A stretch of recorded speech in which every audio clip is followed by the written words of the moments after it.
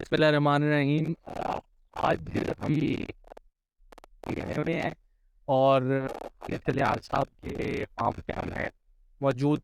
इन्होंने माशाल्लाह से 3.5 एकड़ इन्होंने जीवन काश्त किया हुआ है यहाँ पे और माशाल्लाह फसल की बहुत अच्छी ग्रोथ है। हमारे पीछे आप फसल देख सकते हैं। जिस तरह कि मैंने आप लोगों को बताया था कि हम हर एक फार्मर का अपने कोशिश कर रहे हैं कि अपने ज़िले में हम इंटरव्यू करें ताकि छोटे से छोटे फार्मर्स भी इससे इनकरेज हों और सब फार्मर्स को पता लगे कि कहाँ-कहाँ पे जीवन किस तरह काश्त हुआ है, क्या सक्सेस स्टोरीज़ हैं।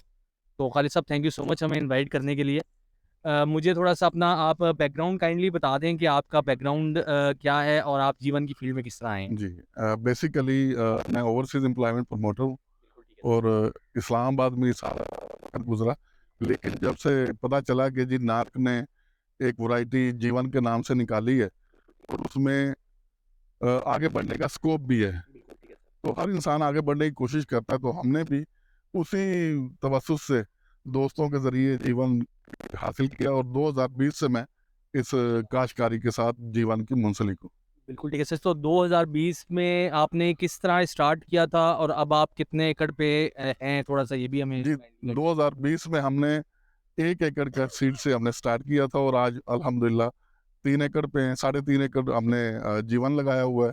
इसके साथ जो इसके क्रोम्स हैं, उसका 1 एकड़ लगाया हुआ है बिल्कुल, ठीक है माशाल्लाह। और इसके अलावा हम दूसरी फार्मिंग भी ट्रेडिशनल भी कर रहे हैं। तो सर, साथ जो ट्रेडिशनल फार्मिंग में आपके पास कौन-कौन सी क्रॉप्स हैं? हमारे पास इस वक़्त व्हीट है, गंदुम, इसके अलावा हम चावल में काम कर रहे हैं।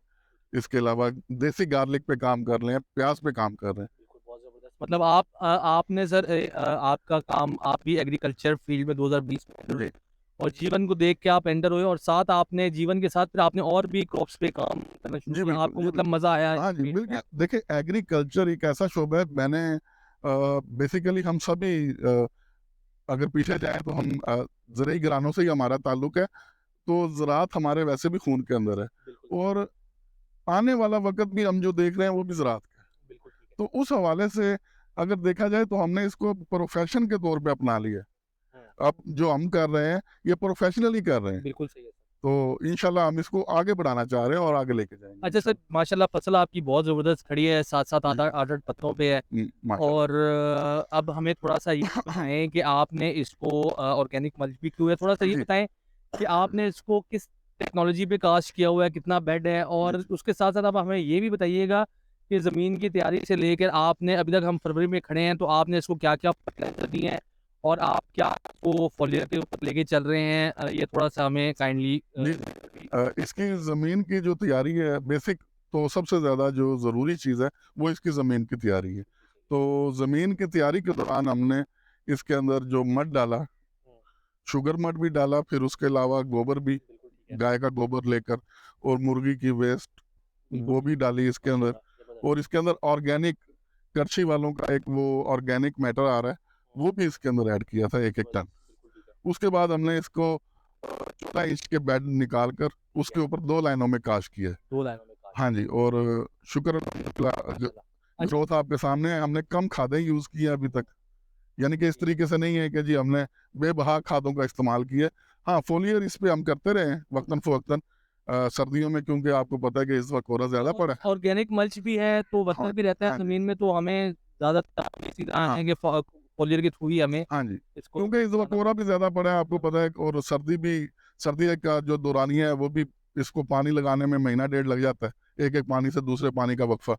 तो उस दौरान फिर हमने इसको फ़ोलियर ज़रूर दिए हैं। अच्छा, ऑर्गेनिक मल्च का हमें थोड़ा-सा ये भी बताएँ इसका कि आपने ऑर्गेनिक मल्च किया हुआ है, कुछ किसान होते हैं जो गोडी के ऊपर जाते हैं। जी, जी। तो थोड़ा-सा इसकी हमें थोड़ा-सा गाइड करें, फ़ायदा बताएँ कि ऑर्गेनिक मल्च का हमें क्या फ़ायदा होता है, क्या किस क्योंकि ये हम कोई भी तस्वीर लगाते हैं हाँ जी। या वीडियो लगाते हैं, तो हमें नीचे ये सवाल ज़रूर देखने को मिलता है कि ये आपने पराली क्यों बिछाई हुई है ज़मीन के ऊपर? देखें, सबसे जो मेन चीज़ है कि इसका जो वतर है वो रिटेन रहे। हुँ, बिल्कुल सही है। जो पराली है वो इसका वतर भी रिटेन रखती है।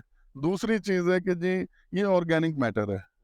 ये पराली से जो है ना, आप इसको ये समझ लें कि जी ऑलरेडी डीएपी भी मिल रही है इसको। बिल्कुल ठीक है, क्योंकि ये खुद ब खुद डिस्पोज़ ऑफ भी होती रहती है। बिल्कुल ठीक है। आहिस्ता आहिस्ता वो भी एक ऑर्गेनिक मैटर के तौर पर, हाँ हाँ, डिकम्पोज होकर वो भी पौधे को मिलती है।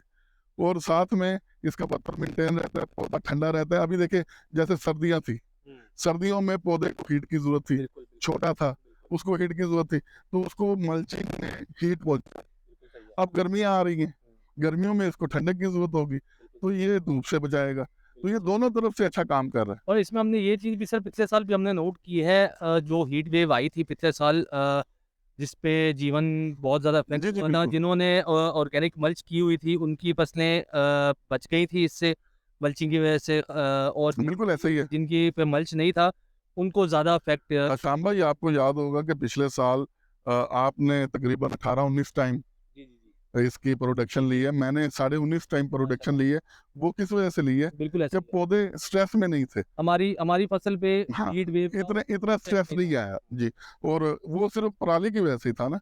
और जिन लोगों ने प्लास्टिक मल्च किया था, याद होगा कि उनके अंदर गलाव भी आया था और उन्होंने प्लास्टिक मल्च उतारनी पड़ी थी। तो ये उस लिहाज से मैं तो समझता हूँ कि पराली is the best practice for every kind of crop. Crop. ठीक यस। अच्छा सर, थोड़ा सा इसको हम एंड पे लेके चलते हैं। मुझे थोड़ा सा ये बताएं कि अब आपका, मैं इसमें एक सवाल में 2-3 सवाल होंगे कि आपका जीवन को लेके, जीवन के फ्यूचर को लेके आपका क्या, अभी एक तो करंट मार्केट की सिचुएशन बताएं हमें, आप इसको किस तरीके से देखते हैं। दूसरा साथ हमें आप ये बताएं कि आप इसको, इसके साथ आपका क्या प्लान है नेक्स्ट ईयर का। जी। तीसरा हमें ये बताएं कि ओवरऑल आप जीवन की मार्केट को किस तरह देखते हैं आगे आने वाले कुछ सालों में। देखें, करंटली तो ये है कि जी लास्ट ईयर इसी जनवरी फेब में आपको याद होगा कि इसका रेट 1000-1200 के दरमियान था। और इस साल इसका रेट 2000 पे है। तो ये तो कहा नहीं जा सकता कि जी ये नाकाम हो गई है या नाकाम होने वाली फसल है या इस साल नाकाम हो जाएगी। तो इसका मतलब है कि इसका स्कोप आगे है। तो मैं तो इसका 2030 से ज़्यादा स्कोप देख रहा हूँ कि 2030 से ज़्यादा तक ये चलेगा।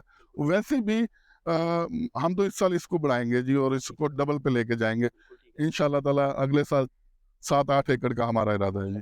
और आगे जो देखें तो जिस वक्त ये मंडी की भी फसल हो जाएगी तो इसमें नुकसान नहीं है।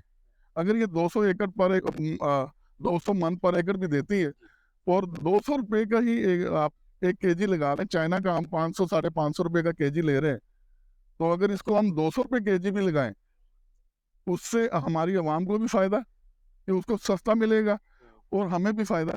200 मन 8,000 रुपये का बनता है, 16 लाख रुपए की फसल है। तो बाकी कौन सी ऐसी फसल है जो आपको 16 लाख दे रही है? ट्रेडिशनल में तो ये सवाल ही पैदा नहीं होता।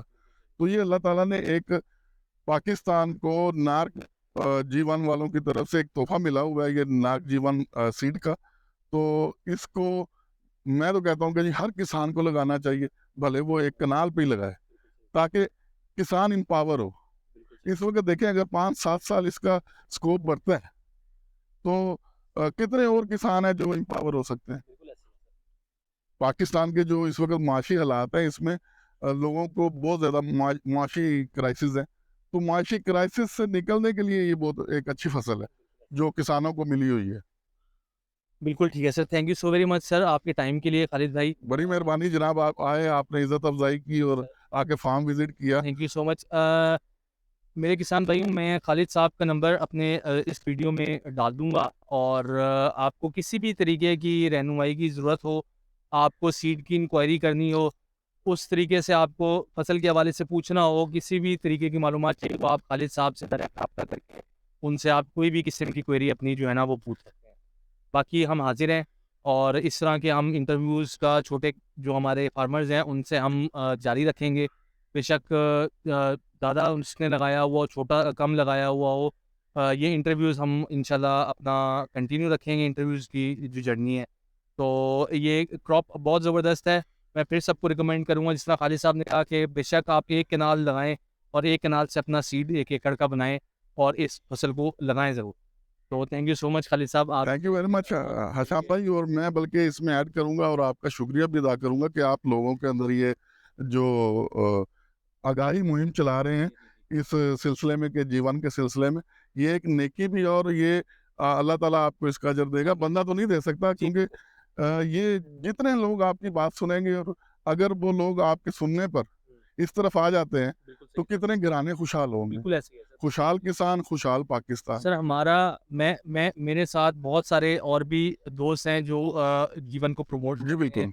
और इसकी पॉजिटिव जो इसकी चीज़ें हैं वो किसान भाइयों को बता रहे हैं और बहुत सारे किसान भी इसमें आ भी रहे हैं। हम भी आपके आके खड़े हैं जी, तो जिस वक़्त आप चाहेंगे हम हाज़िर हैं, थैंक यू सो मच, इंशाल्लाह। थैंक यू जी। अल्लाह हाफ़िज़ जी, अपना सब ख्याल रखिएगा।